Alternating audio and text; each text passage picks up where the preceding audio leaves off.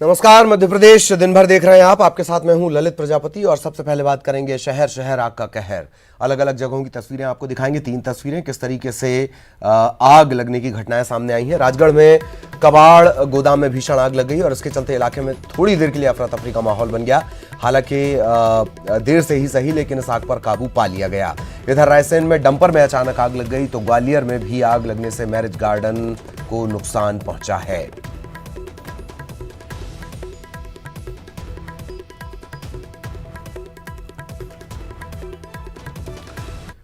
खबर शिवपुरी से, जहां जमीन विवाद में 2 ग्रामीणों की हत्या कर दी गई। घटना सीहोर थाने के मिहावरा गांव की है। पुलिस इस मामले की तफ्तीश में जुटी हुई है।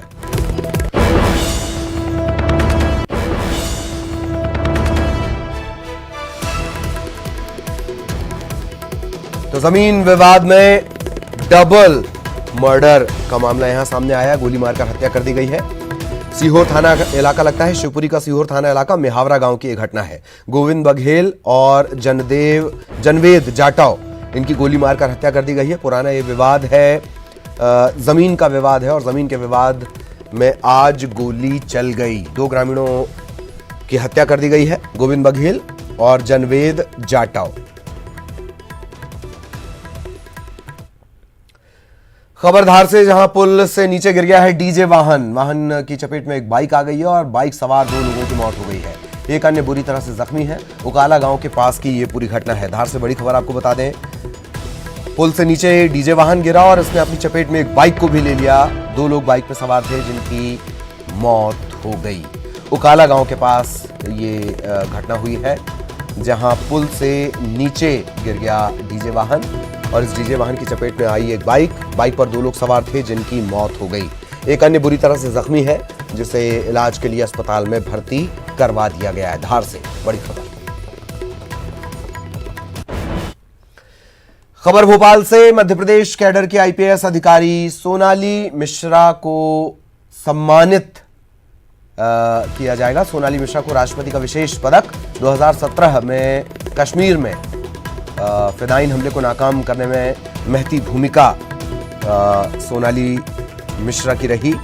एमपी कैडर के आईपीएस अधिकारी हैं। 2017 का मामला है, जब कश्मीर में फिदाइन हमला हुआ। 3 आतंकी इसमें मारे गए थे और महत्वपूर्ण भूमिका रही सोनाली मिश्रा की।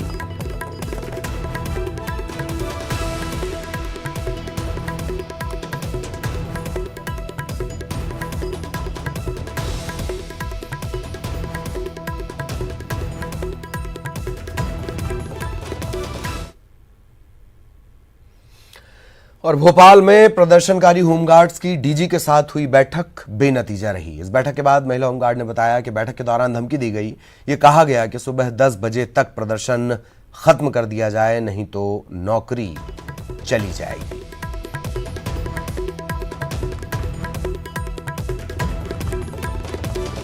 जवान आज यहाँ मिलने पहुंचे थे डीजी मुख्यालय। चर्चा हुई आप लोग की, मैम क्या बात हुई है? उन्होंने बोला है शासन स्तर पे हुआ है, जो कुछ भी हुआ है तो सरकार कर रही है, गवर्नमेंट ही करेगी जो कुछ करेगी। जो आपकी मांगे उसे सुना जा रहा है? नहीं सुना जा रहा है। आपको क्या दी जा रही है, कल 10 बजे तक अगर रहोगे तो तुम लोग अपनी नौकरी गवा दोगे, धमकी मिल रही है। तो अब आप लोग क्या करेंगे? आत्मदाह करेंगे और क्या करेंगे बताइए आप? बच्चों को जहर देंगे। क्या लग रहा है आपको कि इनकी मांगों बातों सहमत है आप लोग? सहमत तो नहीं है सर, लेकिन मजबूरी है, रहना पड़ेगी उनकी सहमति में। अभी आपके जो अन्य जवान हैं उनके साथ वहाँ डटे रहेंगे या फिर यहाँ से जाएंगे उनकी बात? अब देखते हैं सर, जैसा सबका मर्जी होगी उसी आधार पे आगे अग्रिम कार्रवाई की जाएगी। प्रमुख मांगे क्या थी आपकी? जो प्रमुख मांगे ये थी कि काला आउट नहीं किया जाए और शासकीय कर्मचारी घोषित किया जाए। बिल्कुल। तमाम जो यहाँ पर होमगार्ड के जवान या मिले हैं डीजी होमगार्ड से, उसके बाद अभी बाहर निकलने के बाद हालांकि संतुष्ट नजर नहीं आ रहे हैं।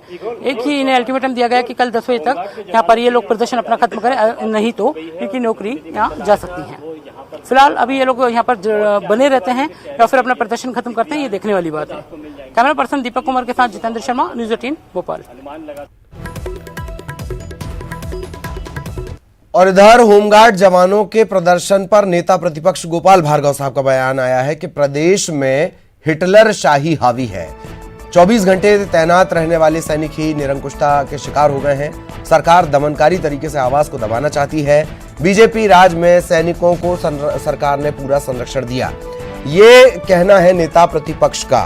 पर दिक्कत यह है कि जिस चीज की मुखालिफत ये लोग कर रहे हैं, होमगार्ड एक्ट 2016, वो भार्गव साहब की सरकार रहते ही लाया गया था।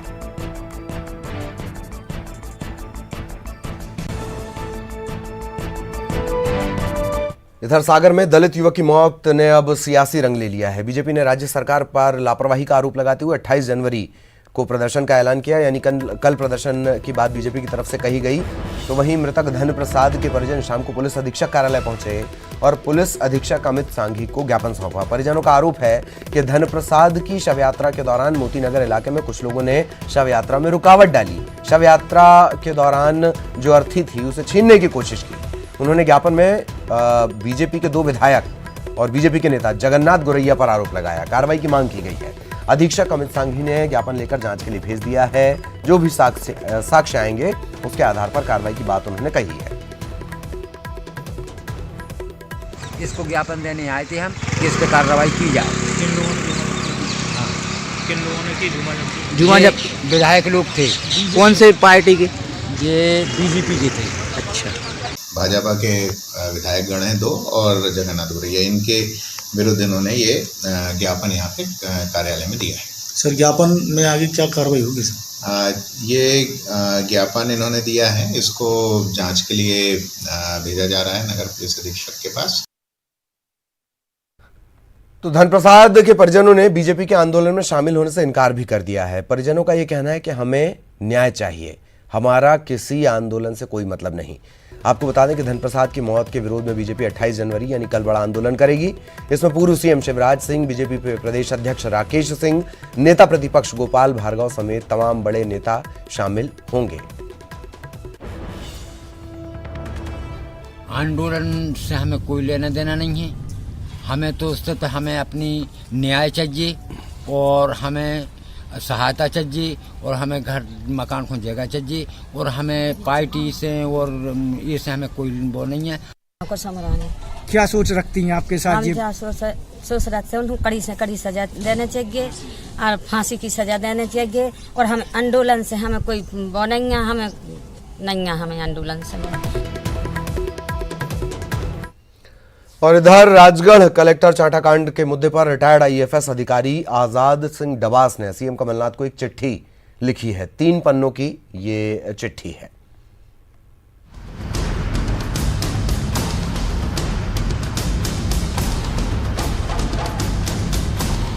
चिट्ठियां लिखने के लिए मशहूर है पूर्व आईएएफ अधिकारी आजाद सिंह डबास और पिछले लंबे समय से उनकी पहचान इन्हीं चिट्ठियों से होती आई है।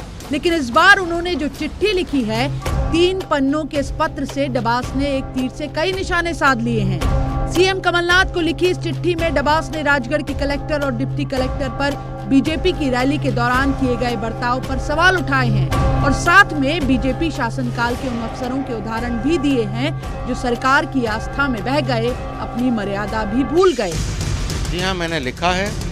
पहली सरकार में भी एक कलेक्टर जो है वो शंकराचार्य जी की खड़ाऊ सर में लेके बीजेपी कार्यकर्ताओं के सामने जुलूस में चल रही हैं। एक कलेक्टर उज्जैन में झंडा लेके नाच रहे हैं। ये कलेक्टरों का काम थोड़ी है। लेकिन जिसकी भी सत्ता होती है, पहले मैंने ये देखा कि बीजेपी के लोगों को वो अच्छा लगा। वो एक जी कलेक्टर एक निष्पक्ष अधिकारी है, उसका काम प्रशासन चलाना, वो पॉलिटिकल वर्कर नहीं है। राजगढ़ की दोनों अधिकारियों पर कार्रवाई की मांग कर रही बीजेपी डबास के सुर में सुर मिला रही है और कांग्रेस के पिछड़ा वर्ग विभाग के संयोजक होने के बावजूद पार्टी ने डबास के बयान को उनकी निजी राय बताकर हाथ खींच लिया है। उन्होंने मुख्यमंत्री जी को चिट्ठी ली, हम निश्चित तौर पर चिट्ठी पढ़ के उसका जवाब देंगे, लेकिन उनकी निजी राय, हम उनकी चिट्ठी या उनकी बातों से सहमत नहीं है। व्यवहार भी अगर संयमित तो मर्यादित नहीं है तो ये भी आपकी जो आचरण संहिता है उसके विरुद्ध है और ये तो उन्होंने खुल्लम खुल्ला नियम कानून का उल्लंघन किया है। अगर डबास जी ने पत्र लिखा है तो मुख्यमंत्री जी को जरूर सोचना चाहिए। बीजेपी नेता बद्रीलाल यादव के राजगढ़ कलेक्टर के खिलाफ की गई अभद्र टिप्पणी के बाद आईएएस एसोसिएशन भी मैदान में आया था। अध्यक्ष आईसीपी केशरी ने इस टिप्पणी पर विरोध जताते हुए एसोसिएशन की ओर से मुख्य सचिव SR मोहंती को चिट्ठी लिखी। IAS एसोसिएशन के इस पूरे मामले को लेकर अभी तक सीएम कमलनाथ से न कोई मुलाकात हुई है, न सीएम का ही रुख सामने आया है। लेकिन राजगढ़ थप्पड़ कांड में क्या कांग्रेस के भीतर ही अब दो धड़े दिखाई दे रहे हैं? राजगढ़ कलेक्टर का बर्ताव उनकी बिरादरी के एक अफसर की नजर में ठीक नहीं, ये क्या संकेत है? और सवाल कि डीएम मैडम पर कब और क्या फैसला लेंगे सीएम? भोपाल में शरद श्रीवास्तव और मनोज राठौर के साथ bureau report, news 18 Madhya Pradesh. धार पहुंचे प्रदेश के पूर्व मुख्यमंत्री ने प्रभात झा के उस बयान का कड़ा विरोध किया जिसमें राहुल गांधी को प्रभात झा ने बहस की चुनौती दी थी। दिग्विजय ने यह भी कहा कि प्रभात झा उस स्तर के नेता नहीं है जिनसे राहुल गांधी बहस करें। दिग्विजय ने संघ पर भी हमला बोला। कोर्ट के डीजे आदरणीय पीके व्यास साहब, पूर्व केंद्रीय मंत्री आदरणीय शमशेर खान साहब, प्रभात झा से कहिए कि वो इतने बड़े नेता नहीं है कि राहुल गांधी उनसे बहस करेंगे। मैं इतना जानता हूँ, पहली बात तो आरएसएस कोई हिंदुओं का संगठन नहीं है, ये अनरजिस्टर्ड सोसाइटी है जिसका कोई बैंक अकाउंट भी नहीं है, तो इसको हम हिंदुओं का संगठन मानते भी नहीं है। और इनको सनातन धर्म से कोई लेने देना नहीं है। सनातन धर्म के जितने भी हमारे धर्माचार्य हैं, स्वरूप हमारे शंकराचार्य हैं, एक शंकराचार्य जी इनके समर्थन में नहीं है, फर्जी बनाए हुए। बड़वानी पहुंचे सामाजिक कार्यकर्ता योगेंद्र यादव ने दिल्ली चुनाव और अमित शाह के ईवीएम के जोर से बटन दबाने के बयान पर कहा कि शाह सिर्फ दिल्ली चुनाव को लेकर क्यों घबराए हुए हैं? वो कई चुनाव जीत चुके हैं, तो दिल्ली को लेकर इतना चिंतित क्यों हैं? मुझे लगा हमारे देश के गृह मंत्री इतना घबराए हुए हैं। कई चुनाव जीत चुके, एक चुनाव हार रहे हो तो इतना क्यों घबरा रहे हो? इधर दिल्ली विधानसभा चुनाव के प्रचार में अब शिवराज सिंह चौहान भी कूद पड़े हैं। दिल्ली में बीजेपी के पक्ष में प्रचार करने पहुंचे शिवराज सिंह चौहान ने सीएए को लेकर हो रहे विरोध पर निशाना साधा और आम आदमी पार्टी और कांग्रेस को तुष्टीकरण के मुद्दे पर भी घेरा। सीए को विरोध कर रहे हैं, यहाँ पे शाहीन बाग में धरना दे रहे हैं, अलग अलग, तो उसका भी चुनाव पे असर पड़ रहा है क्या? आज तो कई खुलासे हुए हैं। पीएफआई फंडिंग कर रही है सीए के विरोध के लिए। ये आम आदमी पार्टी के नेता जामिया मिलिया में दंगा फैलाते हैं, देश में आग दिल्ली और देश को हिंसा के हवाले करना चाहते हैं। और कांग्रेस के नेता कपिल सिब्बल सहित अनेकों नेताओं ने पीएफआई से पैसा लिया है। पीएफआई देश तोड़ने वाला संगठन है, दंगे फैलाने वाला, हिंसा की आग में जलाने वाला, हिंदुस्तान को तबाह करने वाला संगठन है। उसके साथ ही आम आदमी पार्टी और केजरीवाल और कांग्रेस खड़ी है। मैडम सोनिया गांधी और केजरीवाल, तुमको भी जवाब देना पड़ेगा। पीएफआई से तुम्हारा रिश्ता क्या है? तुम्हारे नेताओं का रिश्ता क्या है? ये देश तोड़ने वाले चेहरों को आज दिल्ली देख रही है और इसलिए सीए भी मुद्दा है। और हम कह रहे हैं डंके की चोट, दुनिया की कोई ताकत सीए को लागू करने से रोक नहीं सकती। हम अपने वो भाई बहन जो कई वर्षों पहले धार्मिक प्रताड़ना का शिकार होके दिल्ली या देश के दूसरे हिस्सों में आए हैं पाकिस्तान से, विशेषकर पाकिस्तान से, उनको वापस नहीं भेजेंगे, उनको भारत की नागरिकता दी जाएगी।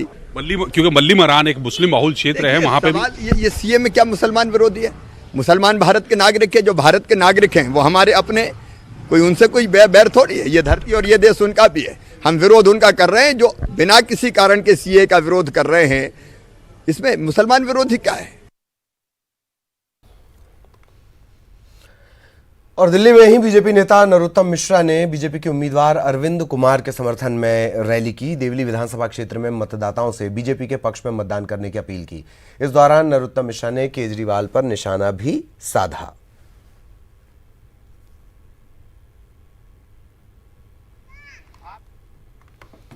ब्रेक के बाद कांग्रेस की राष्ट्रभक्ति की बात करेंगे। राष्ट्रभक्ति को लेकर कांग्रेस ने सीएम से मिले निर्देश के बाद बड़े पैमाने पर महात्मा गांधी और हनुमान जी पर खास आयोजन की तैयारियां शुरू कर दी हैं। सीएम के करीबी मंत्रियों को जिम्मेदारी सौंपी गई है। आयोजन में पंडित विजय शंकर मेहता हनुमान जी और गांधी जी पर व्याख्यान देंगे। सीएम कमलनाथ का पहला ये गैर राजनीतिक आयोजन होगा और इसे पूरा करने के लिए सीएम की टीम जुटी हुई है। 30 जनवरी को मिंटो हॉल में एक महत्वपूर्ण और एक खास कार्यक्रम होने जा रहा है और इस कार्यक्रम में सीएम कमलनाथ भी मौजूद रहेंगे। हमारे साथ आयोजक समिति से जुड़े राजीव सिंह जी हैं, जो कांग्रेस के वरिष्ठ नेता भी हैं। सर, जो ये कार्यक्रम हो रहा है, इसमें क्या थीम रखी गई है और क्या क्या इस कार्यक्रम के दौरान होने वाला है? देखिए, 30 तारीख को पूज्य महात्मा गांधी जी का निर्वाण दिवस है। तो इस कार्यक्रम को, जैसे राष्ट्रभक्त गांधी जी थे, राष्ट्रपिता महात्मा गांधी, और हनुमान जी, विशेष रूप से हनुमान जी को सभी लोग मानते हैं। तो हमारा मंच है वो हमारे हनुमान के नाम से, क्योंकि हनुमान जी सभी के हैं। और आदरणीय कमलनाथ जी, प्रदेश के मुख्यमंत्री और अध्यक्ष मध्य प्रदेश कांग्रेस, वो हनुमान जी के भक्त हैं।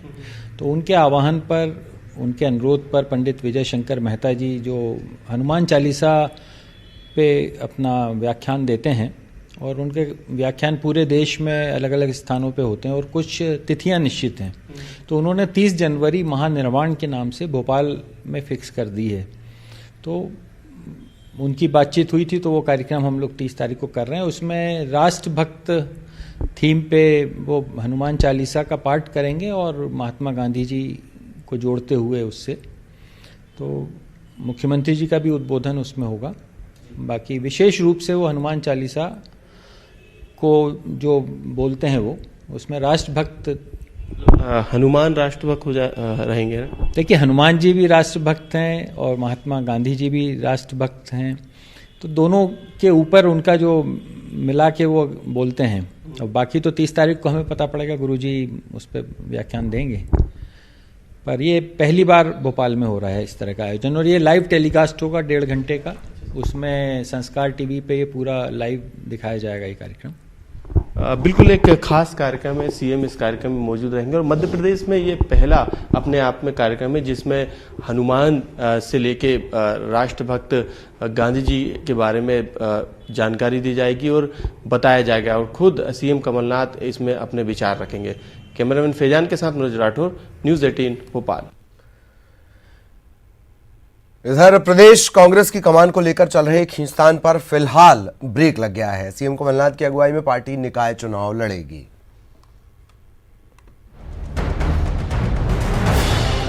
काफी दिनों से एमपी के नए पीसीसी चीफ को लेकर लग रही अटकलों पर विराम लग गया है। मंत्री जीतू पटवारी के मुताबिक मौजूदा प्रदेश अध्यक्ष कमलनाथ की अगुवाई में ही पार्टी निकाय चुनाव लड़ेगी।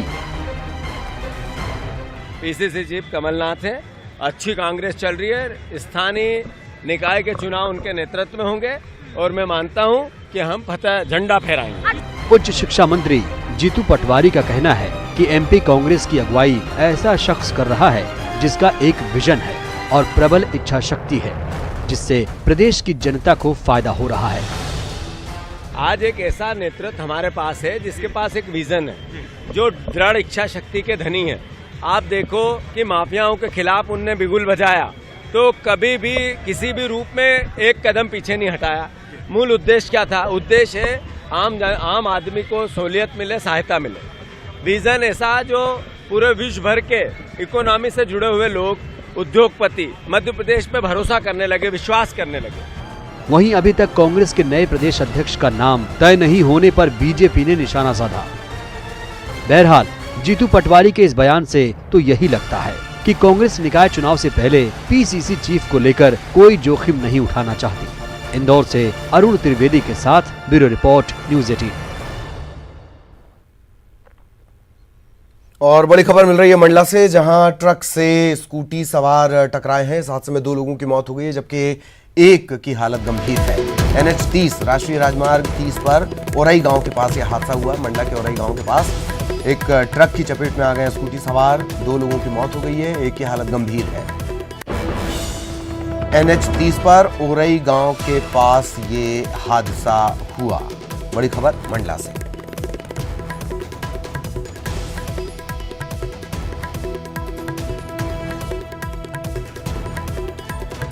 परीक्षा के डर को बच्चों से निकालने के लिए जिस तरह से पीएम मोदी ने बच्चों से दिल्ली में चर्चा की, ठीक उसी तर्ज पर अब प्रदेश सरकार छात्रों का मार्गदर्शन करने के लिए रेडियो पर संवाद की तैयारी कर रही है। इस बार 5वीं और कक्षा 8वीं की वार्षिक परीक्षा बोर्ड परीक्षाओं की तर्ज पर होने जा रही है और इसी को देखते हुए ये फैसला लिया गया है। निश्चित तौर पर भाई ये परीक्षा का समय आ रहा है अभी फरवरी, मार्च, अप्रैल, तो निश्चित तौर पर उनमें एक आत्मविश्वास पैदा करने के लिए, बच्चों में कॉन्फिडेंस पैदा करने के लिए और रिजल्ट, किसी भी रिजल्ट से परेशान होने की ज़रूरत नहीं है। ये रिजल्ट बहुत टेम्पररी होते हैं, तो निश्चित तौर मुख्यमंत्री जी और हमारे जो शिक्षा मंत्री वगैरह सब चर्चा करेंगे। खबर मुरैना से, जहां घर में घुसकर रुस्तम सिंह गुर्जर नाम के युवक का मर्डर कर दिया गया। घटना के पीछे पुरानी रंजिश बताई जा रही है। दरअसल युवक की पास के ही कुछ लोगों से रंजिश थी। इस घटना को आधी रात को अंजाम देने के लिए घर में घुसे हत्यारों की फायरिंग में एक महिला भी घायल हुई है। अस्पताल में इसे भर्ती करवा दिया गया है। परिजन इस मामले को लूट और हत्या का बता रहे हैं।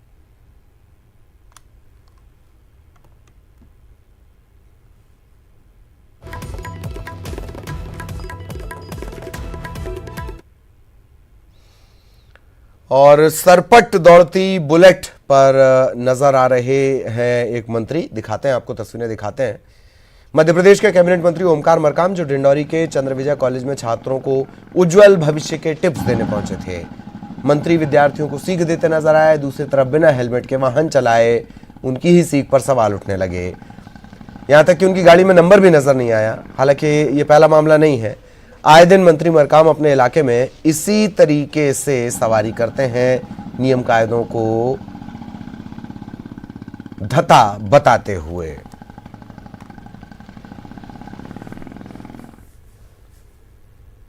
और इस